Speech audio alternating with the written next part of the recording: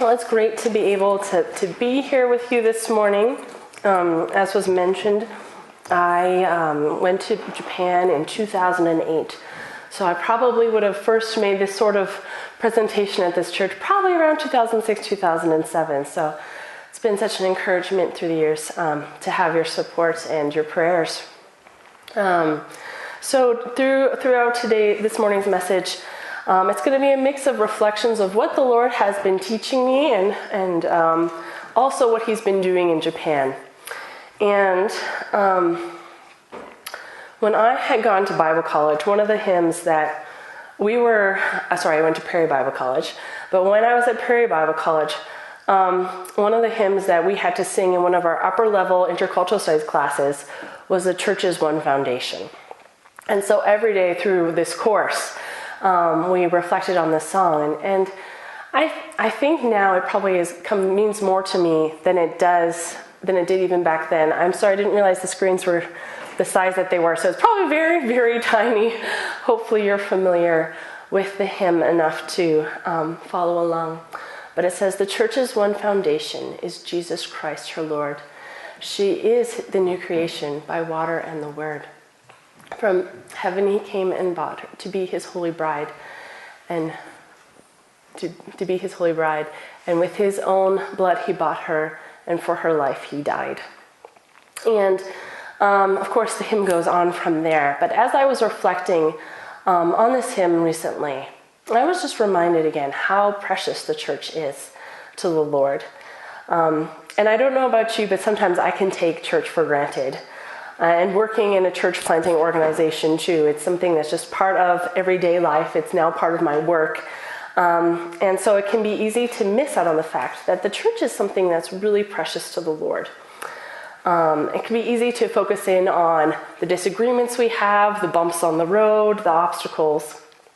As we were going through a study, we were going through Ephesians. And so this morning we read a little bit earlier on in Ephesians, and I'll be focusing on that later on. But another passage later on, Ephesians 5:25-27 says, "Husbands, love your wives as Christ loved the church and gave himself up for her, that he might sanctify her, having cleansed her by the washing of water and with the word, so that he might present the church to himself in splendor, without spot or wrinkle or any such thing, that she might be holy and without blemish."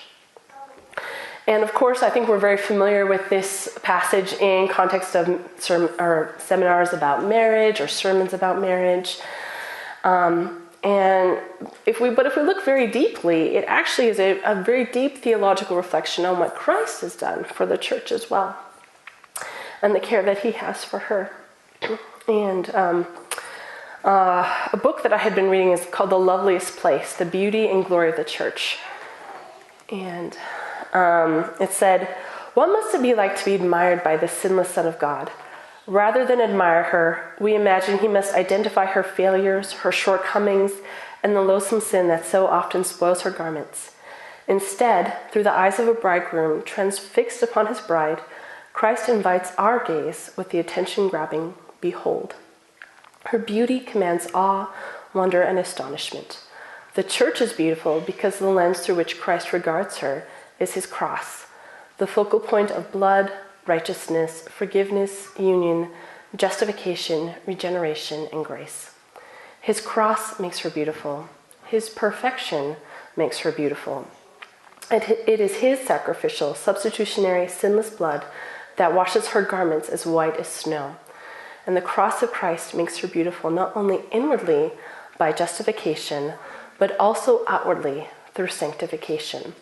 From giving second birth to final glory, the righteousness of Christ creates a beautiful church." And that really caught my attention as I reflected on that passage. How often do I look at the church and just think, wow, look at what God has done. I think coming back on home assignment, that has been a really special time for me because it forces me to reflect on what's been happening, how has God been growing our church in Japan, and to see the beauty of what he's doing as he sanctifies individual lives. I think in the heat of the moment, we can often just look at the problems right in front of us. And I find particularly in Japan, because they have a very homogeneous and very in-the-box sort of perspective about life in general that I tend to focus in really deeply on, especially issues or problems that we face, and often worry and wonder, how are we going to change this aspect? How are we going to fix this? And I needed that pause to be reminded, it's not up to me to fix everything. Though I'm sure that Lord does use me in many times, in many ways. But really, what is he doing in the church? And how has he changed her? And how is he making her beautiful? So, with more further ado, I'd love to tell you a little bit more about our church in Japan and what God has been doing there. So, again, apologies. I didn't realize this would be so small. But, when I first went to Japan, some of the things that really stood out to me was just what the low percentage of Christians that are there. So unfortunately, in the 14 years that I've been there, it's not really changed nationally at all. So according to the Joshua Project, which is a couple years out of date, but I think probably still fairly accurate, Japan remains one of the 5 largest least reached ethnic groups in the world. And there's a negative 0.4% evangelical growth rate, with about 0.57% of the population being evangelical Christian. And one of the reasons we have negative growth rate is because they have a very large elderly population. So as the overall population of Japan is decreasing, along with it are the Christians. So shortly after World War II, there had been a large push for missions in Japan, and they had seen some initial interest, but over the years, there had been a failure to pass that faith on to the younger generation. And for various reasons. A lot of it tends to be cultural pressures. Within Japan, there are several proverbs that talk about uniformity and keeping harmony. One of the most famous being that if the nail sticks up, you need to hammer it down. Another would be if the poppy is standing above the rest, you cut it off. And so to be different in Japan as a culture is really looked down upon. And so that has been one of the things that has kept Christians from maybe always standing out in their faith the way that they've been called to. Another factor that has inhibited the growth of Christianity in Japan is that there tends to be a lot of competition. It's one of the few places in Asia where there are more adherents to Christian cults than there are to evangelical Christians. And so we find that within our area, if there are churches, they tend to be very theologically liberal churches.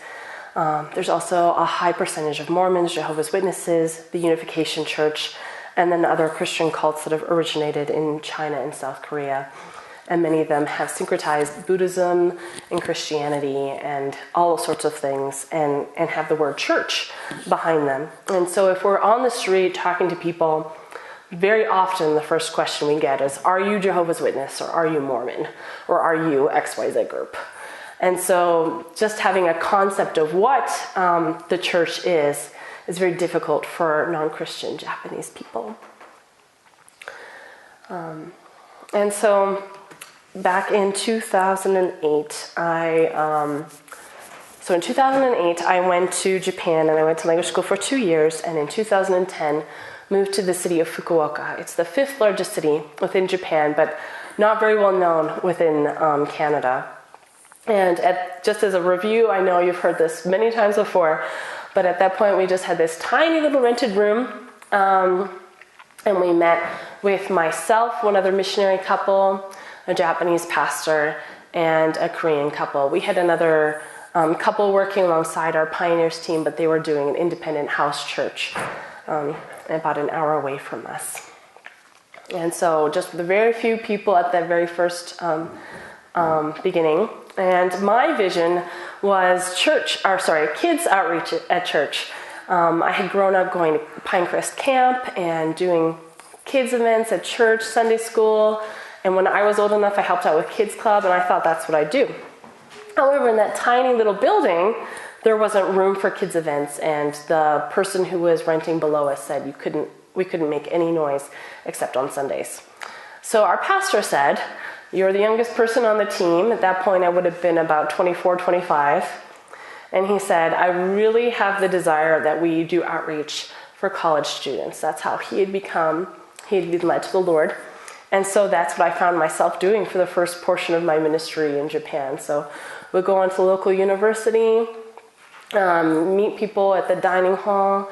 From there, I had met a young man who had been studying in Vancouver, and he was really excited to meet a native English speaker, and he said, this is a great opportunity, gathered a bunch of students together, and so found myself roped into teaching English, even though that was something I had sworn to myself I would never do.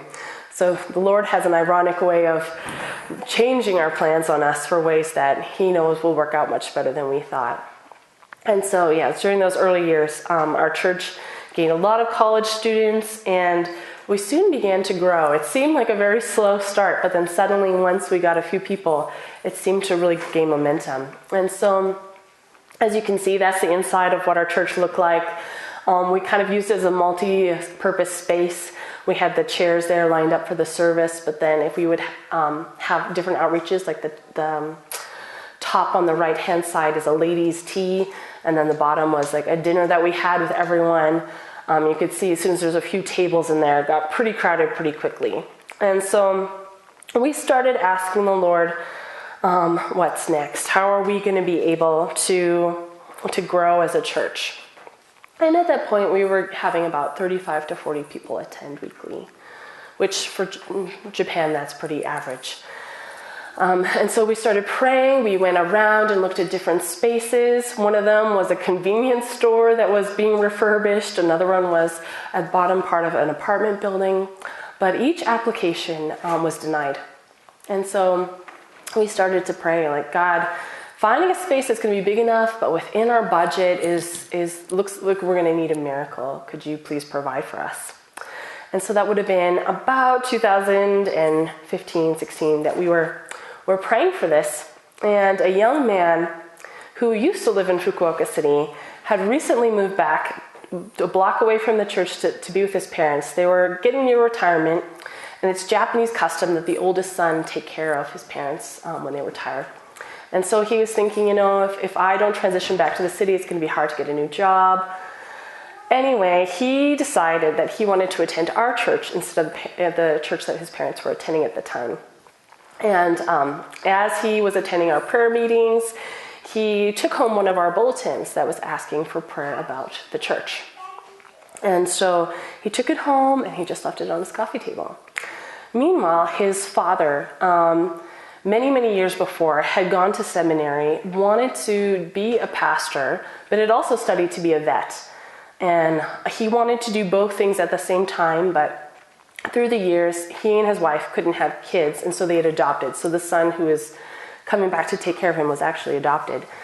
And between caring for the needs of the kids and then keeping the veterinary practice going, it just became impossible for him to be able to fulfill that dream of church planting.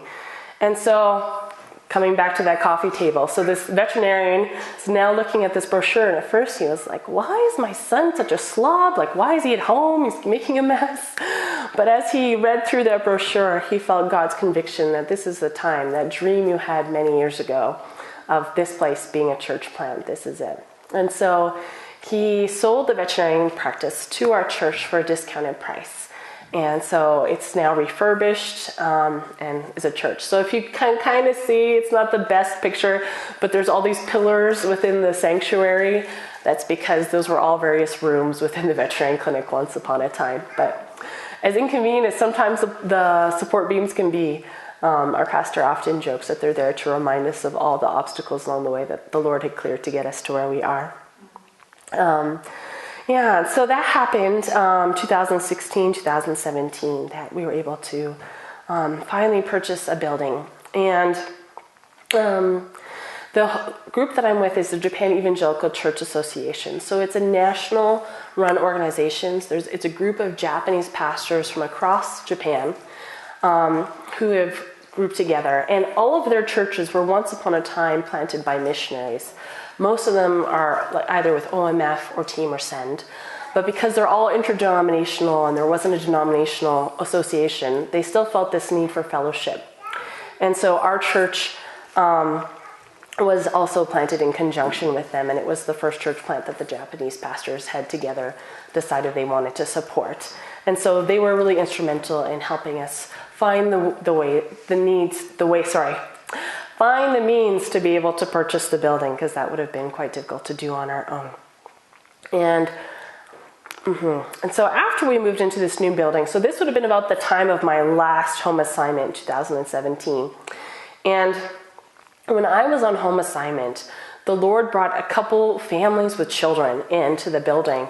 And finally, there was space that, as a church, we were already talking about, we need to do some of those children activities we had been talking about on Sunday afternoons. So by the time I got back after that, I think I was gone for 4 months, that home assignment, suddenly there was all sorts of plans for new events that hadn't been in existence when I was gone. And we just found that a building itself, beyond just providing space, also communicated various things to our community. First of those things is that it helped to build trust. Where we were before, it's kind of hard to tell because I just had that close-up shot, but you had to go through 3 doors before you finally go to the top, and one of them is barred, and it looked very dark and dingy. So even when we had tried to invite kids to events, most of them were not really willing to come into the church, especially because often they'll come alone, not without adults. Now we're on the ground level. There's lots of open space, windows, so you can clearly see what's happening.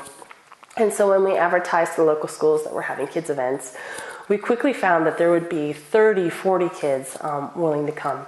And so really excited to see that there was a sense of trust. Also because the veterinary clinic was widely known as a Christian place. He had named it St. Noah's Veterinary Clinic. And so, so because he had a really good reputation in the neighborhood, that transferred to us as well. And, with more opportunities to have different gatherings, we just continue to see more people come to the Lord. So I'm pretty sure that every year we've had at least one baptism, but usually it's been twice. There's been sometimes we've had twice a year, so ranging between 1 to 4 people being baptized a year. And we've been able to have all sorts of just ways to connect with people in the community. We've had community open houses. We've had, of course, English classes. We've had summer camps for kids, kind of like VBS style, but with English as the drawing card. And it's also given us the option that we can have multiple things happening at the same time. So before it was just one room. So if I had English class, no one else could do anything in the room. Or if, for instance, someone else had a Bible study, no one else could do anything. Whereas now my Thursday night English class was happening the same time as the pastor was having a Bible study. And so there's a lot of interest both ways of like, oh, what's happening over there? And just a very natural way to tell people about other things that are happening at the church, and also introduce them to the possibility of studying the Bible with the pastor at a deeper level if that's what they desired. So still doing a lot in the church, but also able to do things within homes, running a Friday night Bible study in my teammate's house. And that was also a great step to be able to invite English students to that and help them to see what it's like to live life as a Christian. And just with the time and also the space, we've been able to see a variety of ages of people coming. So initially, it was mostly college students, but now we have a lot of young families. So we have kids who are from preschool, babies really, until junior high that are attending the church now. And it's just been really sweet to be able to see a variety of people able to come. Also because it's on first floor, people with mobility issues who wouldn't have been able to come to our other church are now able to come. And we have a few elderly people in our church who have knee and back problems, so they've also been grateful they don't have to climb all the stairs to make it to church either, because that was a barrier. And so it's been this really blessed time of seeing the Lord at work in Japan. But I think what sticks in my mind also is not only what I've been able to give, but what I've also received. And that's what I wanted to focus on this morning. So lessons that I have learned working with the church in Japan.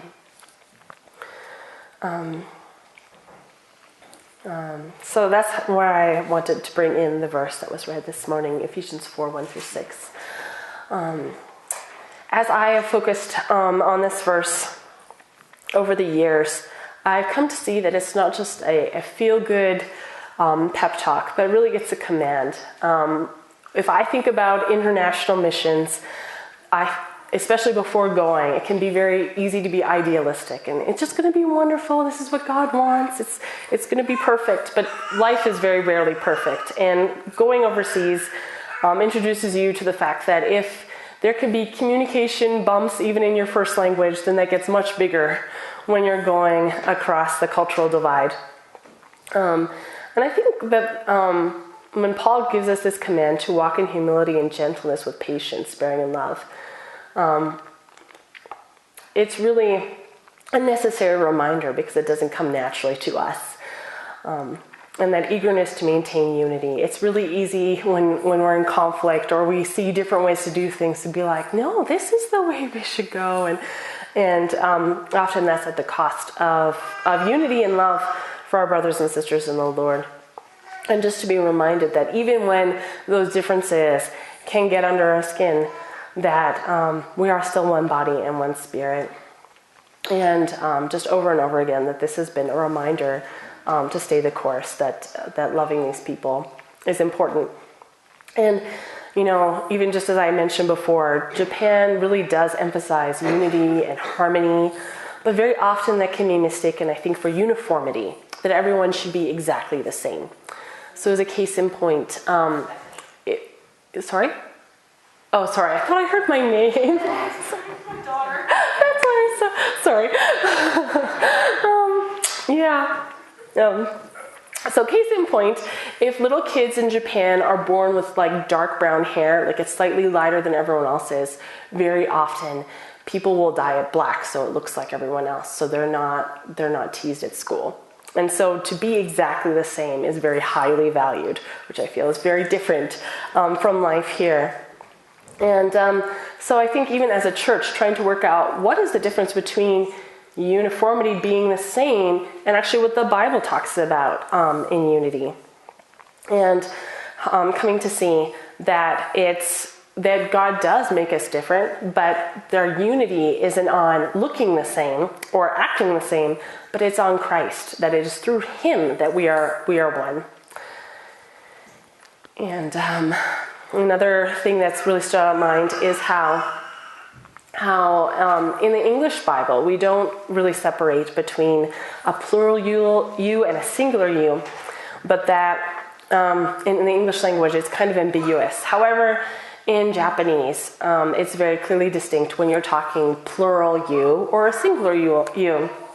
And as I've gone through Scripture, it's really stood out to me the many, many times in which we are commanded together as a body. And just as I've spent time in Japan in this collectivist culture, really come to appreciate that it's not just a command for me to go out. The Great Commission isn't just for me and in the singular sense of like I have that weight on my shoulders, but together we are called to go out to our community and to spread the gospel. And in the same line, they've really taught me about the body in the sense that they work together to come to decision making. So one aspect of Japanese culture in their collective decision making is called nemawashi. And it comes from this word about preparing the soil or preparing a plant to be transplanted the next year. So very slowly working around the roots so that when you dig it up, it doesn't die and it doesn't have much loss to leaves or anything like that, so that it's ready. And so that really, this idea really permeates Japanese society in the sense that they're very slow from our perspective to make decisions. So, for instance, if the pastor wants to propose something at an annual general meeting next year, he would be starting months ahead, 6 months, even a year ahead, slowly talking to key members within the church, talk to the deacon board, talk to the elders, talk to other staff members, and multiple times to make this final decision. And from a Western standpoint, so working mostly with American and myself being Canadian coworkers, this can feel like it takes forever. And I remember at first when I had been to many hour Japanese meeting, I was like, why are their meetings so long? And they're just so often, and we have all these meetings. Can't there be a simpler way to get this done? But I've come to see over time that because they've taken that extended time to converse, to pray with each other, and to go through all of this, that it actually in the end has really benefited the church. We've never gone through a church split, and it's pretty rare to hear about in Japan to see churches actually split. And so even if I look at the church growth in Japan and it looks really slow, it's really stable. And so that's kind of been their vision through the years. So the first 10 years were focused on church planting. 2020, 2021, our church was finally declared no longer a church plant, but an official independent church in 2019. And since I'm with a church planting organization, we started asking what's next. My teammates really felt that they were being called on to a different work. But the church had said, we also have the vision not for just to remain one church, but to plant a new church as well. But are you willing to wait possibly 2-3 years before we're ready? And as I was praying about what to do, the launch team, which is part of Pioneers, it trains the new missionaries, approached me and asked, would you help with the new missionaries? You're the most senior person here. I guess I'm the second most senior person with Pioneers in Japan. And they felt that they could benefit from my experiences. So for 2020 and 2021, that's what I took on. And I was really thankful to the Lord, because who would have guessed that we would be facing COVID? And so almost all the outreaches I'd been involved in before wasn't able to do anyway, because so much was shut down there because of COVID. And one of the interesting things I think about Japan is it wasn't mandated by the government. People were very self-initiative in staying home, staying away from other people. I think being so close to China, they have seen many different pandemics through the years. And so we're very cautious of that. So really grateful that I could invest that time and energy into the new missionaries during that time. We ended up doing a lot of Zoom calls, a lot of one-on-one meetings in people's homes. But yeah, grateful for that. And then earlier this year, I came back on officially as staff of the church, as they said, we're now ready to consider pursuing this new church plant. And so I'm working with the original pastor and his wife, who are set to retire in 2024. For this 1 year, they have an associate pastor, and he is set to take on as the lead pastor from next year. Lovely Japanese couple who are actually also working with us on the launch team to train new missionaries. And then a Korean American couple who are also at the church. So we're still trying to figure out who will spend what time at what location. Will we be mixing up that time? So still deep discussions on what this will actually look like. But so grateful to see how the Lord is leading forward. And especially through COVID. There was a few people who moved, but grateful that most of our members were able to stay. So we have about 60 people. We've had up to 70, but it's averaging closer to 60 these days. And so also I am now the Japan area leader, which means I oversee all the teams in Japan. I'm going to go through the rest of this pretty quickly, because as the area leader, I want to just briefly introduce you to who are the people I'm involved with and oversee on the missionary side of things. I feel you probably have a pretty good idea of what the church side looks like, and that will stay pretty much the same.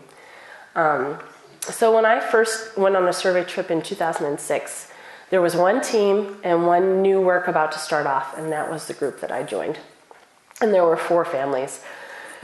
Now, in 2020, we have 6 teams, and there's a new team about to start, and there's 33 adults and even more kids.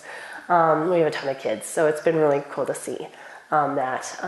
And we have not only American workers, but Canadian, Australian, New Zealand, Singapore, and there's potential for more. I've been talking to the UK and Brazil as well. So it's been really neat to see how there's been growing interest in missions for Japan globally.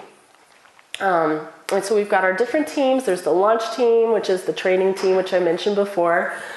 Those were some of the people that I was working with in the last 2 years. They just posed for a picture because we thought it would be useful for things like this. But I think there's teaching something in Japanese at that point. Our church planting teams are in Hiroshima. There's 2 in Fukuoka City and a new one starting in the downtown of Fukuoka City. And then in Miyazaki, which is the countryside. So mostly we've been working in the larger cities, but slowly starting to go to the more rural areas, which is exciting to see. That was always our hope that starting from Fukuoka, we could send off more teams. So praying that still happens. And then we have another team where they're focused on prayer and raising prayer support, because we've really seen people come to the Lord through prayer. Wherever like seeds have been planted, and there's an openness that is not there when we've just made cold contacts on the street. So with that in mind, they wrote the prayer book. They're also working on some stuff on the internet as well. And so I've been asked a few times, what does the area leader do? And that's a lot of things. So I will skip to the most important parts of it. But basically, Pioneers is bottom up. And so we really empower the team leaders and the team members to prayerfully explore together where God is leading them. So there's never a point in which I would say, oh, you need to move to Tokyo, you need to move to Osaka, nothing like that. I'll present opportunities and tell people, I'm kind of the networker really. So pastors approach me, tell me about an opportunity that they would love to partner with missionaries to church plant in a new location. And so I would pass on that information. So I meet a lot with local Japanese pastors of places we've partnered with as well, and talk about what's been happening within their partnership, if there's anything that needs to be discussed. Meet with the team leaders twice a month, and I meet with my regional leaders twice a month as well. But basically, I'm resourcing, sounding board for anything that comes along, and where I can pass on resources, then I do so, and where I can't, I help to network them on. And so, that's a bit of what the area leader is in charge of doing.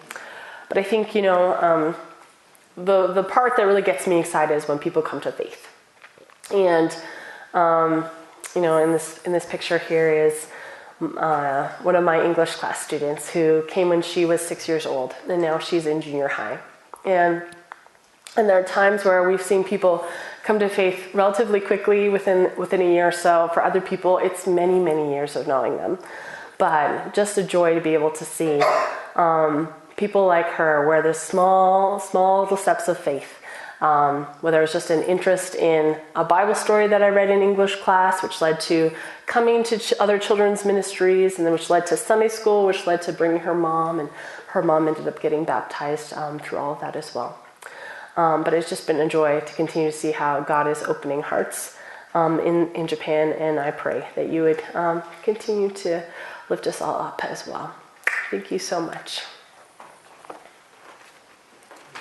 Oh, before I forget, sorry.